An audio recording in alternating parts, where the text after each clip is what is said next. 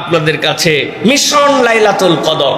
আমাদের লাইলাতুল কদর যেন কোনোভাবে মিস না হয়, কমসে কম 5টা, আর আপনার পক্ষ থেকে বুদ্ধি খাটায় আপনি আরো 2-1টা বের করতে পারেন। এর 1 নম্বর কাজ হবে, প্রত্যেক দিন লাইলাতুল কদরের যখন রাত শুরু হবে মাগরিবের নামাজের পরের থেকে আমাদের টার্গেট থাকবে মিস যাবে না। প্রত্যেকটা দিন শেষ দশকের মধ্যে আমরা কিছু দান সাদাকা করব।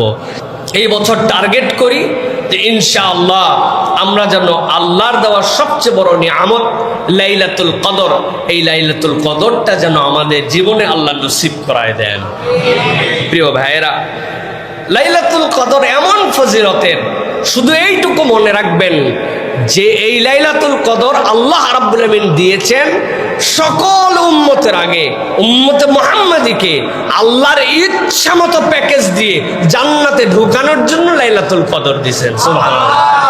সর্বনিম্ন আপনি পান 1000 মাস, উপরেরটা আল্লাহ রাব্বুল আমিন প্রকাশ করেন নাই। কত দিয়ে তোমাকে জান্নাতে ঢুকানো লাগবে আল্লাহ তত দিবেন। সুবহানাল্লাহ। এই জন্য নবী করিম সাল্লাল্লাহু আলাইহি সাল্লাম বলছেন তোমরা লাইলাতুল কদর তালাশ করো। কিভাবে তালাশ করবা? নবীজি বলছেন মান কানা মুলতামিসাহা ফালিয়ালতামিসহা ফিল আশরিল আওয়াখির। যদি তুমি লাইলাতুল কদর খুঁজতে চাও, শেষে 10 দিনের মধ্যে লাইলাতুল কদর খুঁজতে শুরু করো। নবী করিম সাল্লাল্লাহু আলাইহি ওয়াসাল্লাম বলছেন যদি না পারো, দুর্বল তুমি হয়ে যাও, ফালা ইয়াগলাবান্না আলা সাবইল বাওয়াকি, শেষ 7 দিন যেন বাদ দিস না, একবারে এটার মধ্যে। নবী করিম সাল্লাল্লাহু আলাইহি ওয়াসাল্লাম এরপরে বলেছেন যে যদি তাও না পারো তাহলে বেজোর রাত্রিগুলা অন্তত পক্ষে খোঁজার চেষ্টা করো।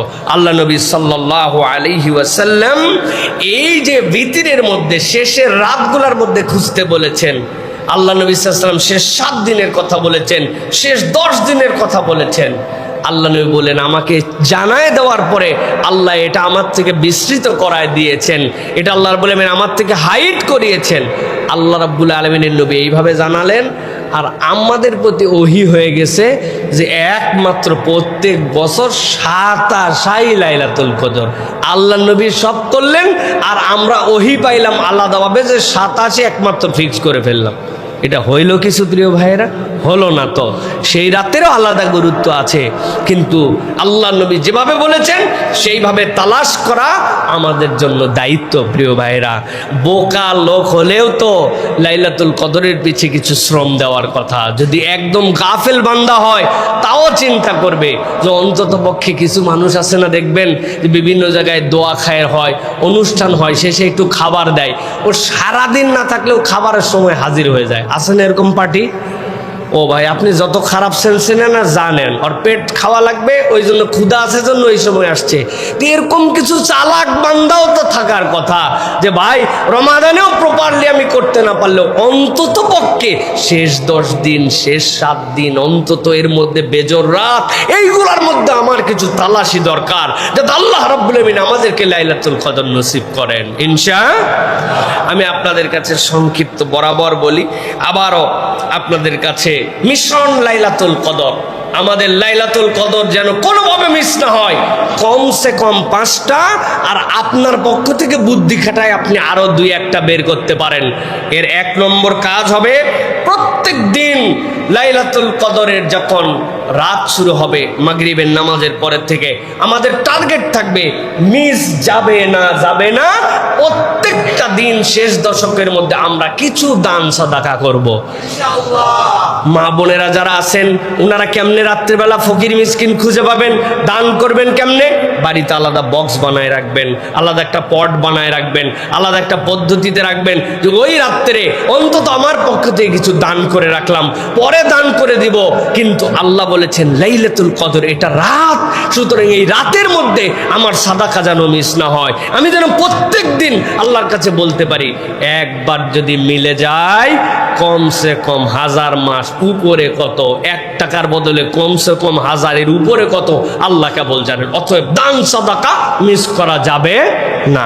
2 নম্বরে যেটা বলবো প্রিয় ভাইরা, প্রত্যেক দিন আমাদের কিছু না কিছু অতিরিক্ত সালাত আদায় করতে হবে প্রত্যেক রাত্রে। র্যান্ডম যেটা আমার কিয়ামুল লাইল আছে, র্যান্ডম যেটা আমার তাহাজ্জুদ আছে, বা আমার জন্য যেটা তারাবি আছে, সবের বাহিরে ওই মাগরিবের পর থেকে ফজরের আগ পর্যন্ত লাইলাতুল কদরের নিয়তে 2 রাকাত, 4 রাকাত, 6 রাকাত, 8 রাকাত আমার সাধ্যের মধ্যে, তবে নিম্নে থেকে নিম্নে 2 থেকে 4 রাকাত নামাজ আমার মিস হবে না। এটা লাইলাতুল কদরের আমল হবে শেষ দশক থেকে।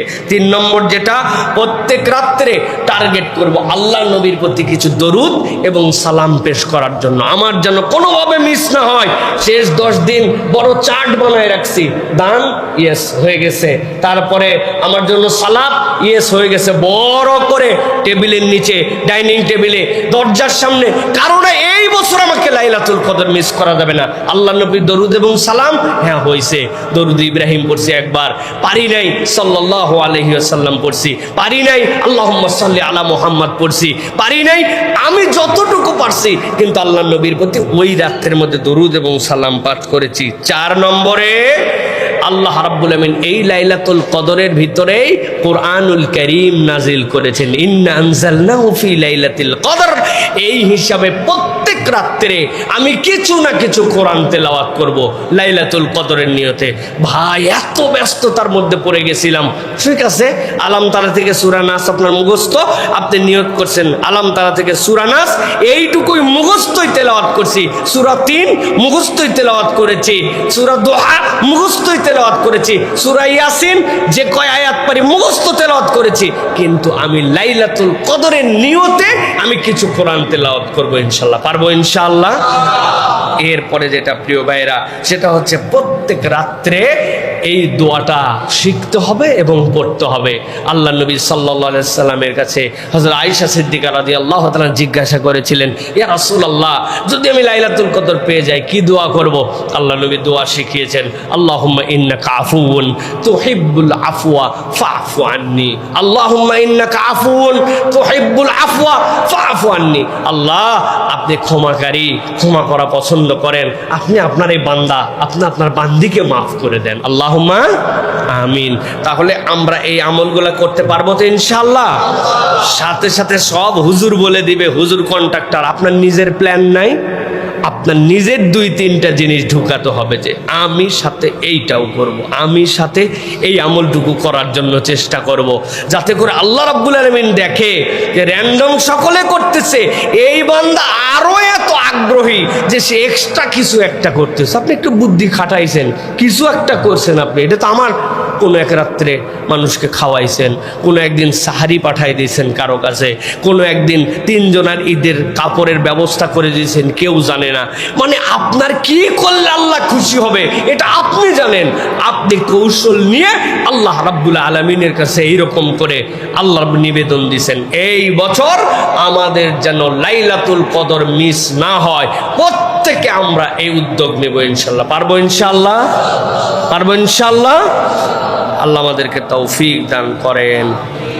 প্রিয় ভাইয়েরা, এরপরে যেটা আপনাদের কাছে বলতে চাই, রমাদানের অন্যতম শ্রেষ্ঠ একটি আমল, রমাদানের অন্যতম গুরুত্বপূর্ণ একটি ইবাদত, সেই ইবাদতের শেষ দশক আমাদের কাছে আসতেছে, সেটা হচ্ছে ইতিকাফ। ইতিকাফ আল্লাহ রাব্বুল আলামিনের কাছে অত্যন্ত মর্যাদাকর একটি মাধ্যম আল্লাহর নৈকট্য অর্জন করার জন্য। কোনো বান্দা যদি ইতিকাফ করে, সবার লাইলাতুল কদর মিস হতে পারে, মুতাকিফিনদের লাইলাতুল কদর মিস হওয়ার কোনো চান্স নাই। সুবহানাল্লাহ। আপনি মসজিদের মধ্যে ঢুকে গেছেন আর ইতিকাফ করতেছেন, আফসোস আর দুঃখ, বাংলাদেশে বহু মসজিদে ভাড়াটিয়া ইতিকাফকারী রাখা হয়, টাকা দিয়ে ইতিকাফকারী রাখে, লুঙ্গি দিবে, জামা দিবে, খাবার দিবে, এরকম করে ভাড়ায় নিয়ে আসে। ওই মানুষের ইতিকাফ দিয়ে কিভাবে আমাদের গুনাহ মার্জনা হবে আমরা এটা নিয়ত করতে পারি? কল্পনা করেন তো, আমি সালাত আদায় করতে পারতেছি না, একজনকে বলছি যে তুই আমার হয়ে ভাড়ায় খাট, কাজ হবে তো না ভাই? হবে। তাহলে যে ইবাদত আল্লাহ রাব্বুল আলামিনের নবী কোনোদিন ছাড়লেন না, আর আমি এমন ইমানদার কোনোদিন করলাম না, কেমনে হয়? এই জন্য নিয়ত করে ফেলেন এবার, যে ওই যে বলেছি যে আপনি লাইলাতুল কদর খোঁজার নিয়তে আপনি নিয়ত করছেন যে 2টা বেজর রাত, 21-এর রাত আর 23-এর রাত, 25-এর রাত আর 27-এর রাত মসজিদে চলে যাব আমি, আমি 2 দিনে ইতিকাফ করি। এই জন্য আমি আমার ইয়াংদেরকে বলি, টেক এ ভ্যাকেশন ফর আল্লাহ। আল্লাহর কাছে কেউ যদি নিজের হৃদয়ে ইবাদত বন্দি করে তৃপ্তির ছবিটা নিজের জিহ্বাতে, চিনি খেলে যেরকম মিষ্টি লাগে, টক খেলে যেরকম আপনার টক লাগে, ঝাল খেলে যেরকম আপনার মুখ জ্বলে, আপনি যদি ইবাদতের স্বাদ বাস্তবিক পেতে চান, আমি আপনার কাছে চ্যালেঞ্জ দিলাম, আপনি 1 থেকে 3 দিনে ইতিকাফ করে দেখেন, আপনি বুঝবেন আপনার অন্তর কিরকম আনন্দ পাইছে। সুবহানাল্লাহ। এই জন্য 1 দিন 3 দিন শেষ দশক ইতিকাফ করার জন্য চেষ্টা করেন। নবী সাল্লাল্লাহু আলাইহি ওয়াসাল্লাম থেকে হাদিস আসছে, ইন্না নবী সাল্লাল্লাহু আলাইহি ওয়াসাল্লাম কানা ইয়াতাকিফুল আশরাল আওয়াখির মিন রমাদান হাত্তা তাওয়াফা। মৃত্যু আল্লাহর নবী রমাদানের শেষ দশকে, আল্লাহর নবী পুরা মাসই ইতিকাফ থাকতেন, কিন্তু রমাদানের শেষ দশক কখনো মিস করেন নাই। নবী করিম সাল্লাল্লাহু আলাইহি ওয়াসাল্লাম বলছেন, মান মাশা ফি হাজাতি আখিহি কানা খায়রাল লাহু মিন ইতিকাফি আশরা সিনিন। কেউ যদি তার ভাইয়ের প্রয়োজনে একটু হেঁটে যায়, তাহলে 10 বছর ইতিকাফ থাকলে যে সওয়াব হয়, আল্লাহ তার আমলনামায় এই সওয়াব দান করেন। ওয়ামান ইতাকাফা ইয়াওমান ইবতিগা ওয়াজহিল্লাহ জাআলাল্লাহু বাইনাহু ওয়া বাইনান নার সালাসা খানাদি কুল্লু খানদাকিন আবাদু মিম্মা বাইনাল খাবিদাইন। আল্লাহ নবী সাল্লাল্লাহু আলাইহি ওয়াসাল্লাম বলছেন, কেউ যদি একদিন আল্লাহর জন্য ইতিকাফ করে, আল্লাহ তার আর জাহান্নামের মাঝে 3 খন্দক দূরত্ব ঘটায় দেন। প্রত্যেকটা খন্দক দিগন্ত পর্যন্ত, ওই আসমান আর জমিনের যে ডিস্টেন্স, এটা কেউ জানে না, এরকম দূরত্ব আল্লাহ ঘটায় দেন। সুতরাং ইতিকাফ অত্যন্ত গুরুত্বপূর্ণ। আল্লাহর জন্য 1 দিন দিবেন। কারা কারা রাজি আছেন? আল্লাহর জন্য 1 দিন হলে ইতিকাফ করবে ইনশাআল্লাহ। বাচ্চা কাচ্চা নিয়ে চলে আসবো, পারবেন ইনশাআল্লাহ? আল্লাহর জন্য 1 দিন, 3 দিন, 10 দিন। ওরে ভাই, ব্যস্ততা, এই সকল ব্যস্ততার আলাপ করেন না। আল্লাহ নবী সাল্লাল্লাহু আলাইহি ওয়াসাল্লামের থেকে ব্যস্ত মানুষ আসমানের নিচে জমিনের উপরে কেউ ছিলেন না। ছিলেন? কি এর ব্যস্ততা আমি দেখাই, কি এর গার্মেন্টস, কি এর ব্যবসা, কি এর? আল্লাহ নবী একাধারে রাষ্ট্রনায়ক, পয়গম্বর, খাতামুল আম্বিয়া, সাইয়্যিদুল মুরসালিন, ইমামুল মসজিদ, তারপরে হচ্ছে আল্লাহ নবী সাল্লাল্লাহু আলাইহি ওয়াসাল্লাম সেনাবাহিনীর কমান্ডার, নানা, স্বামী, আল্লাহ রাসূল সাল্লাল্লাহু আলাইহি ওয়াসাল্লামের থেকে সমাজ সংস্কারক, তার থেকে বড় দায়িত্বশীল মানুষ আসমানের নিচে জমিনের উপর আল্লাহ সৃষ্টি করেন না। আপনি খুঁজবেন কোত্থেকে? সেই মানুষ ইতিকাফ রাখতে পারে। আর আমি গার্মেন্টসওয়ালা, আমি খতিব সাহেব, আমি ইমাম সাহেব, আমি চাকরিজীবী, ক্ষুদ্র ব্যবসায়ী, আমি ইতিকাফ জীবনেও থাকলাম না। হইল নাকি কিছু? প্রিয় ভাইরা, এবার নিয়ত করেন ইনশাআল্লাহ, আল্লাহ রাব্বুল আলামিন যেন আমাদেরকে তৌফিক দান করেন। প্রিয় ভাইরা, আজকে শেষ যে বিষয় বলবো, আমাদের এই রমাদান অনেকগুলো বিষয় আমাদের হৃদয়ে দেয়। এর মধ্যে একটা হচ্ছে বদর। এই বদরের বিজয়, ইসলামের বিজয় কিন্তু এই রমাদান থেকে আল্লাহ রাব্বুল আলামিন রমাদান মাসে দান করেছিলেন। আল্লাহ কোরআনুল কারীমের মধ্যে বলেছেন, ওয়ালাকাদ নাসারাকুমুল্লাহ বিবদরিন ওয়া আনতুম আযিল্লাহ ফাত্তাকুল্লাহা লাআল্লাকুম তাশকুরুন। আল্লাহ বলছেন, তোমরা যখন বিপর্যয়ের মধ্যে ছিলে, আল্লাহ রাব্বুল আলামিন কিন্তু এই বদরে তোমাদেরকে সহযোগিতা দিয়েছিলেন। আল্লাহকে ভয় করো, আল্লাহর প্রতি কৃতজ্ঞ হও। মাত্র 313 জন লোক, 313 জনে মাত্র 2টা উট, এই 313 জন সকলে পদব্রাজ করে সেখানে গিয়েছিলেন। পানির কষ্ট সেখানে ছিল, মুনাফিকের কষ্ট সেখানে ছিল। আল্লাহ রাব্বুল আলামিন এই মানুষগুলাকে এই বদরের মধ্যে রমাদানে কিন্তু বিজয় দান করেছিলেন। সুতরাং এই বিজয়, ইসলামের যে সৌন্দর্য, এই অর্জনটুকু বান্দা যখন নিজেকে স্যাক্রিফাইস করে, আল্লাহ রাব্বুল আলামিন তখন তাকে এই নিয়ামতটা দান করেন। সুতরাং বদর আমাদেরকে শেখায় মাথা নত করা নয়, পিছুটান নয়, শক্তি আল্লাহর পক্ষ থেকে আসে। আল্লাহর জন্য নিবেদিত হলে ওই বান্দার হৃদয়কে আল্লাহ রাব্বুল আলামিন ঐশ্বর্য দিয়ে ভরায় দেন। সুবহানাল্লাহ।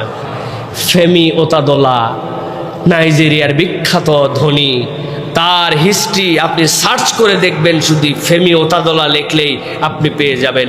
উনি বলছেন, আমার যখন অনেক টাকা পয়সা হলো, হৃদয়টাও শান্তি পাই না, কি করব? প্রথমে বুদ্ধি করলেন যে যত সম্পদ কেনা যায় সব কিনতে হবে। কিনতে কিনতে আফ্রিকা ডিজেল সরবরাহের 92% মালিক উনি ছিলেন। আফ্রিকার লোকের গাড়ি চালাতে হলে ডিজেল বাহিত, উনি ছাড়া কোনো উপায় ছিল না, এত সম্পদ কিনছে। না, অন্তরের মধ্যে সুখ হয় না। এরপরে মনে করছেন পৃথিবীর দামি দামি জিনিসগুলা কিনি, যেইগুলা সিগনেচার আইটেম অনেক দামি, পৃথিবীর মহামূল্যবান যেখানেই যত ধরনের নিলাম হয় দামি জিনিস সব কিনছে, অন্তরে শান্তি হয় না। এরপরে চিন্তা করছে যে আচ্ছা সম্পদ অনেক হয়েছে, হয়তো বড় বড় project, different kind of project যদি থাকে তাহলে আমার জন্য শান্তি হবে। আফ্রিকার অঞ্চলের যত বড় প্রজেক্ট, যত বড় প্ল্যান সবগুলা কিনে ফেলছে, টাকার তো অভাব নাই, শান্তি হয় না। উনি নিজে মুখে বলছেন ফেমি ওতাদুল্লাহ যে একদিন আমার এক বন্ধু বলল যে আমাদের এখানে একটা দুস্থদের সংগঠন আছে, যেখানে অনেক বাচ্চা কাচ্চা আছে যারা বিভিন্ন কারণে প্রতিবন্ধী, পঙ্গু, তো তাদের জন্য একটু হুইল চেয়ারের অ্যারেঞ্জ করতে হবে। কতগুলা? বলছে 400টা হুইল চেয়ার তাদেরকে আমরা দিতে চাই। তো 400 হুইল চেয়ার, এই তো তার কাছে কোনো মূল্যই নেই, দিয়ে দিছে, সাথে সাথে দিয়ে দাও। তো শেষে ওনাকে অনুরোধ করছে যে শুধুমাত্র দিলেই হবে না, তোমার হাতে যদি সময় থাকে এই বিতরণের সময় তুমি আসতে পারবা কিনা। কি মনে দাগ কাটছে, গেছে, বিতরণ হয়েছে, সব বাচ্চা কাচ্চারা হুইল চেয়ারে করে নিয়ে খুশিতে যাচ্ছে। তো যাওয়ার সময় একটা বাচ্চা হুইল চেয়ারের হাতে ভর দিয়ে নিচে নামছে, নেমে উনি যে দিছে তার পরিচয় বলছে, সে তার পা জড়ায় ধরছে, জড়ায় ধরে কাঁদতেছে। তখন বলছে তোমার আর কি চাই বলো, তুমি কেন কাঁদতেছ, তোমার কোনো অভাব নাই, বলো আমার কাছে তোমার কি ডিমান্ড। সেই বাচ্চা বলছে আমার কোনো ডিমান্ড নাই ফেমি, কেবলমাত্র আমি যখন শুনেছি যে তুমি আমাকে একটা হুইল চেয়ার দিছো, আজকে হুইল চেয়ার দিয়ে গড়ায় গড়ায় আমি যাচ্ছি। এর আগে আমি রাস্তার সাথে ছেঁচড়ায় যেতাম, আমি তোমার কাছে প্রতিশ্রুতি দিয়ে গেলাম, আজকে তুমি আমাকে যে স্মুথ চলার মতো করে দিলে, আল্লাহ যদি আমাকে জান্নাতে নেয় তাহলে আমি কিন্তু তোমাকে ছাড়া জান্নাতে যাব না। ওই ফেমি ওতাদুল্লাহ তার জীবন পরিবর্তন হয়ে গেছে এই ব্যক্তির। এরপরে উনি বলছেন আরে কিসের প্ল্যান, কিসের এই প্রজেক্ট, কিসের এই অর্থ কামায়, একটাও সুখ দেয় নাই। যখন আমি মানুষের জন্য কিছু করতে শিখেছি, নিজের সম্পদকে স্যাক্রিফাইস করে দিয়েছি, তখন আমি অন্তরে যে সুখ পাইছি, ওই সুখ কোনোদিন কোনো কিছুতে পাই নাই। ইসলাম এই বার্তাটাই শিখায়, জানের মায়া করে নাই, সম্পদের মায়া করে নাই, পরিবারের মায়া করে নাই, বিধবা হবে নাকি এতিম হবে কিছু চিন্তা করে নাই, আল্লাহর জন্য স্যাক্রিফাইস করে দিছে। ওই আল্লাহর জন্য যখন মানুষকে নিবেদিত করে দেয়, রব্বুল আলামিন তখন তাকে সাহায্য করেন। সুবহানাল্লাহ ওয়া বিহামদিহি। এই জন্য বদর আমাদেরকে স্যাক্রিফাইসের শিক্ষা শেখায়, মাথা উঁচু করে দাঁড়াতে শেখায়। মুসলমানরা পশ্চাৎপদ নয় এটা শিখায়, মুসলমানরা স্যাক্রিফাইস করতে জানে এটা শিখায়, আত্মসম্মান বোধ শিখায়। আল্লাহ রাব্বুল আলামিন ওই বদরের যে মর্যাদা সাহাবীদেরকে দিয়েছিলেন, কোনো সাহাবীর মর্যাদার এরকম ছিল না। এই জন্য আল্লাহ রাব্বুল আলামিন এই বদরের সাহাবীদের যে ত্যাগ, ওই ত্যাগের বিনিময়ে আজকে ইসলাম আমাদের এই জায়গায় এনেছেন। আমাদেরকেও আল্লাহর জন্য ডেডিকেটেড হওয়ার, নিবেদিত হওয়ার, হারামকে ত্যাগ করার, হালালকে গ্রহণ করার এই মানসিকতা নিরবিচ্ছিন্নভাবে গ্রহণ করতে হবে। এটা বদরের অন্যতম একটা শিক্ষা। পারবো তো ইনশাআল্লাহ? দুনিয়ার দিকে তাকায়া উনারা জীবন দিয়ে দিল, আল্লাহ তো বলেন না এই জায়গায় জীবন দেওয়ার জন্য, তুমি হারামটা ত্যাগ করো। আপনি এখনো হারাম ত্যাগ করতে পারলেন না, আপনি এখনো একটা হালালের মধ্যে ঢুকতে পারলেন না, নিজের জীবনের একটা লাইফ চেঞ্জিং টার্নিং পয়েন্ট এটাকে আপনি গ্রহণ করতে পারলেন না। র্যান্ডম লাইফ, আগেও যা পরেও তা, এরকম হলে কিন্তু আমাদের জন্য বড় বিপজ্জনক। আল্লাহ আমাদেরকে বোঝার তৌফিক দান করে।